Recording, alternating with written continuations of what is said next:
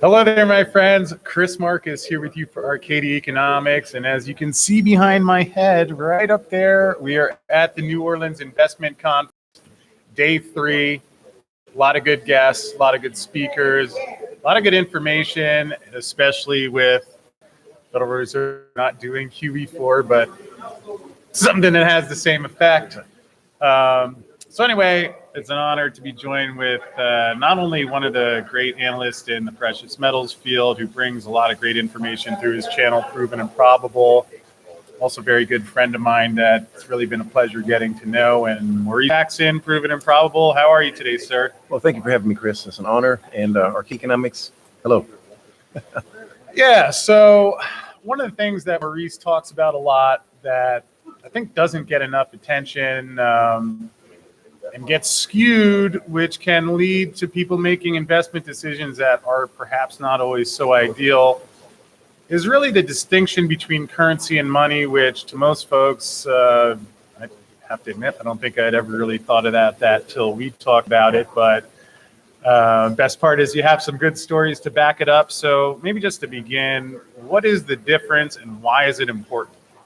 The main reason is that 99% of the population gets upset at the 1%. And it's because of a word that is misused often. It's the word money. Most people cannot articulate what money is. And there is a definition for money, especially if you're in the United States. It's in the Constitution. Money is gold and silver. And then we have a definition for what's called a dollar, which many of us misuse. And a dollar is 371.25 grains of silver. Making that distinction and being able to articulate it correctly changes your mindset on investment decisions, because it's the misuse of terms and words that creates relationships. Right. And so what many of us call money is actually currency. And I like money as well as you do, but I love currency as well. But I know the difference, and it's important. Chris, you and I have the opportunity being in the public domain. We interview the biggest names. These are the 1%, and they know how to make that distinction. And it's the 99% that gets upset that they have the success that they have because they can't make that distinction. And so I'm glad that you give me an opportunity to share what that distinction is and the efforts that I've been putting forth offline that many people may not be aware of. And we discussed it last year with my call to the Bureau of Engraving and Printing, which I'm probably going to talk about today. Yes, we are going to dig into that. Although to touch on what you just said, I think where perhaps that distinction plays out is that people often look at gold and silver and say the price of gold has gone up or the price of silver has gone up. Yet, is it gold or silver? I don't think anything's happening to it. You know, if you have an ounce of silver, it's still the ounce of silver. Which I actually have right here. Yep, we got some silver for the video. What do you got there today, Maurice? It's actually a silver ounce. It has a... That up if to we the can camera, get it closer to the camera there. And, a Donald Trump silver ounce. I wonder if he's aware of the value of silver. Certainly a lot of interesting comments. We had Donald Trump auditing the Fed during the campaign. Hasn't played out like that, but back to what we were digging into, where it's the dollar, in my opinion, that's changing value as we have money being printed. There occasion when money is unprinted, but so it's why the distinction is relevant, because if you think of it as the dollar is what's changing. So let's pause for a second, and not to pick on you. You and I have this discussion frequently, right? Yep. It's not the dollar, it's the Federal Reserve note. I fell for it again. You fell for it again. And money is minted, currency is printed, right? But I digress. But it's been ingrained. Which I think should be the slogan for your site, by the way. Probably. That's pretty slick. But it's so important because it's been ingrained into us from our parents. It's schools, churches. But then I can't really fault them if I can't find the solution in the correct terminology on the correct, what should be known as the correct website, which is the Bureau of Engraving and Printing in the U.S. Mint. Where they're not making that distinction between the two, between currency and money. It is fundamental to understand that, because the Federal Reserve, they're printing more currency, and the currency is being devalued, which makes that 1 ounce of silver appear more expensive. But what's really occurring is That 1 ounce of silver, that 1 ounce of gold or platinum, palladium, or rhodium is the constant. As you mentioned, the Federal Reserve note is the variable. And it seems kind of odd to say it's the Federal Reserve note. I like to call it, most people just used to call it a dollar. But you should break the habit. Call it for what it is. It has not earned the term or the definition of being a dollar. You and I had lunch yesterday, recall that? And we were talking about how the dollar is collapsing. Well, no, if you know the definition of a dollar, it's 371.25 grains of silver. It's not collapsing, it's the Federal Reserve note. Right. And of course, just on simple supply and demand, where we're now in an environment that Fed is increasing the supply of their currency notes. So, which again is why anything that can't be printed, like gold, silver, or platinum or palladium, which I know you dig into, is that why people are turning to these alternatives now, and why it's perhaps even more, when you think of the value of an ounce of silver or gold relatively, is even greater the more currency that the Fed is printing? I think there's an awakening in the populace, but it's an awakening with misinformation. And I'm not bashing someone that invests in or speculates in Bitcoin, but I'm going to give that as an example. They don't realize it's a cryptocurrency. It's not crypto money, because money is gold and silver. But yet when you look at it, Bitcoin, when they advertise it, they make it look like a gold coin. They use the words mining. So they know the words that resonate with you subconsciously to get you into that. But if you're not an educated speculator and or investor, then you're going for what's known as the quick buck. I like some of the perks of a cryptocurrency. One is it's not a fiat currency, because it's not government, right? Fiat means government. But it is a currency, but it is not money. And when people will get burned there, which means they'll then go back to what is money. And I don't really like to call it precious metals. It's money, which is gold and silver. They'll go back to what has historically been money. They'll realize it. Yeah, and speaking of which, again, you mentioned gold and silver, and of course there is platinum, palladium out there, which you probably understand even more than most folks in the precious metals industry. And we've seen palladium as priced in Federal Reserve currency notes.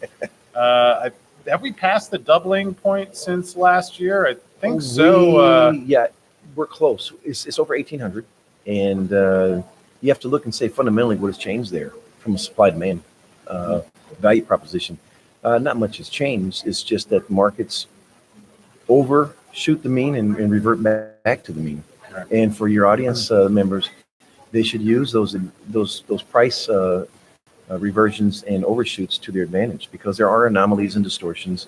The market is correct in its pricing per se, but it reverts back to the mean, because then it gets overpriced. Yeah. You interview Rick Rule, and I do too. Rick Rule says the best cure for high prices is what? High prices. The best cure for low prices? Low prices. And so with the current pricing, how do you see platinum versus palladium right now? Similar metals.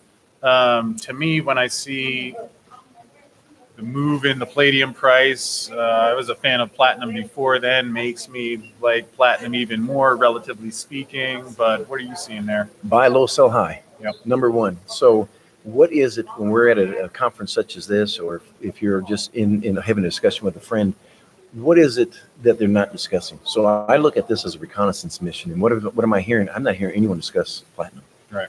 And why? Because it's low. And platinum, in relative terms, should be higher than the price of gold and palladium. It's below both. That does not happen. So I'm a strong advocate for it. What's unique about platinum that many people probably don't realize is this: 78% of it comes from South Africa. Their cost for production getting out of the ground is around $1,100-$1,200. Federal Reserve notes. You're going to have to, you fell for it yourself that time. No, I want to make sure the audience members can correlate, so I don't sound like a complete nerd here. But yes, the Federal Reserve notes. But then you have a global audience, so they may not be using Federal Reserve notes. But yes, what occurs in this situation is that most people don't realize platinum is 30 times more rare than gold. Not that something's rare, but its utility is what makes it a unique value proposition. So it's 30 times more rare, but it's used in cars and jewelry, catalytic converters. So just because it's 30 times more rare does not mean that it should be valuable. It's rare, very rare, and it has an industrial purpose. It's the perfect metal, in my opinion, right now to be buying at these prices. Yeah, and especially for silver investors, I think everybody out there watching knows I am addicted to silver, and I've been thinking about how platinum, palladium as well, are kind of almost more similar to silver than gold because, again, you have that industrial component. Um, and something I think about is that, well, I think we might agree that using gold as money for people or gold-backed dollar would be an advantage. Again, with some of these other metals, you're not necessarily counting on the world to realize that this should be used as money, but I mean, you have that industrial component where it's something that's needed, and so there's demand there regardless of what we're using to buy our cup of coffee. And just for the record, I absolutely love silver. So let's be very clear on that. Yep. Numismatic gold, silver, and platinum are the best value propositions right now if you're looking at purchasing metals. And I think probably a philosophy many people are not aware of, as these prices change. 2 years ago, I was advocating rhodium at 900. Rhodium is now 5,500. Yep. What I do, Was it 900 2 years ago? It was 900 2 years ago. But it's a discussion no one is having. But I bring that to your attention because what could be an advantage to someone who's looking at purchasing precious metals is using those ratios to advantage. So what I did was, now it's 5,500, I sell that position, but I don't want currency. Right. I now get ounces of 100 ounces, 200 ounces, a monster box of silver. Mm-hmm. I just use the ratios to my advantage. And one more caveat, if I may, as well, is the precious metals to me are insurance, and it's a savings. And I measure that not in currency units, but in ounces and in weight. It gives you peace of mind. And again, you mentioned the relative levels, something I've been thinking about where gold not back up to its all-time U.S. Federal Reserve note currency high of 1900, but still within shouting distance. And I was looking at some of the charts, comparing them and seeing how I believe platinum was up to $2,300 an ounce in 2008, and now between $900,000. So when I see gold again reaching its all-time or getting closer to its all-time high, palladium hitting an all-time high, rhodium hitting an all-time high, maybe silver being left behind for right now, but again, I look and say, well, given what we know in the world, what looks relatively cheap or what looks relatively expensive, and based on that, again, it seems like platinum has some catching up to do. It does. Silver has catching up to do, obviously, with an 85-1 ratio to gold. Right. Many people may not be aware of, back in April, is that Basel III and the Bank of International Settlements, they basically now changed the ratio that central banks get to cover on their balance sheet regarding gold. Many people may not be aware of that, and that's very important. It's a very big catalyst in the price of gold because retail investors don't make the price of gold move. It's institutional and sovereigns. And so that would be, it would behoove anyone that's trying to figure out why the price of gold is really maintaining 1,400, 1,500 and moving up potentially is because of that. That is a very, very big catalyst. And I don't think too many people cover that as well. Yeah. Maurice, perhaps last question for you today. You had a great story. I think we talked about it last year when we were here. Yeah, we did. Back to our original topic of currency versus money. Not only has he educated me and folks through his channel, Proven and Improbable, which, finish our interview here, but do go subscribe to that because you'll get a lot of information there that you won't find on the mainstream financial. But you also educated someone of engraving and printing. I thought it was hilarious that you had the guy on the phone for an hour explaining to him the difference. So maybe you could share that story. It's a very interesting story. So I'm a stickler for notes. So I had a 44-minute conversation October 24th last year with a gentleman that worked at the Bureau of Engraving and Printing.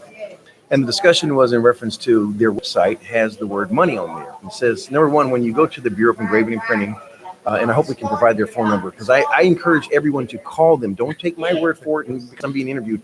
Call and ask the question yourself. So the question more or less went like this. So if you go to their website, the Bureau of Engraving and Printing, the URL will change to the moneyfactory.gov. Well, there's something wrong there already because money They is call minted. it the Money Factory? Moneyfactory.gov. Now, let's caveat that for a second here.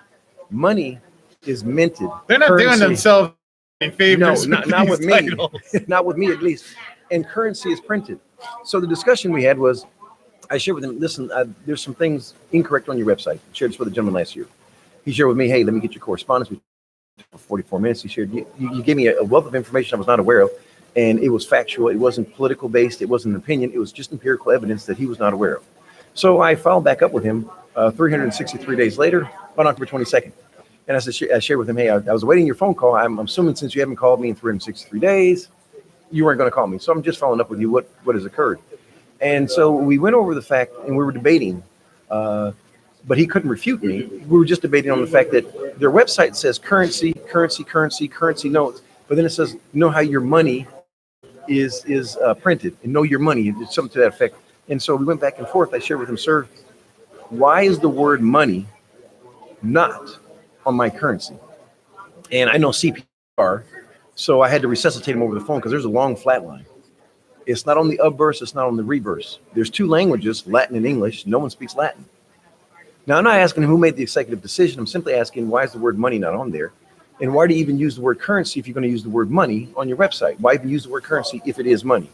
I also brought it to his attention. I said, why is it the moment I leave Seattle and I go into Vancouver and I try to purchase something, the whatever store I'm in, they're going to say, we don't take U.S. currency. But the Canadians there at whatever store I'm in, they believe they have money and everyone else has what? Currency. And the moment I take that Canadian currency from that store as change, after I make a transaction, I go back to North Carolina, I can't purchase anything with it. And they'll say, we don't take Canadian currency. And I'm bringing this to his attention because I said, every country believes that they have money and everyone else has currency. So we go back and forth, and he says, listen, it's just semantics. I said, no, sir, it's not. I said, are you aware of what a silver eagle is? I said, on the reverse, it says $1. Now, if you had a silver eagle, sir, and I have a Federal Reserve note, would you exchange it with me 1-for-1? No. I said, why is it not a 1-for-1 exchange? They both say $1. And that's where it's important to know the definition of a dollar. Actually, a silver eagle is not the definition of a dollar because it's 437 grains of silver. The point being is after giving him empirical evidence of the definition of a dollar, the Constitution, he shares with me, basically, this is just not common terminology. You may know it at a synthesis level, but, I don't speak that way in my household. And I said, so let me get this correct. If I were to die today, my children should be able to trust a government website to give them facts. That's a stretch, any government. I agree. Nonpartisan based, they should be able to get facts from the website, correct? Yep. Not get an opinion from someone who wasn't even born a U.S. citizen. Yep. Keep in mind, I wasn't born a U.S. citizen, okay?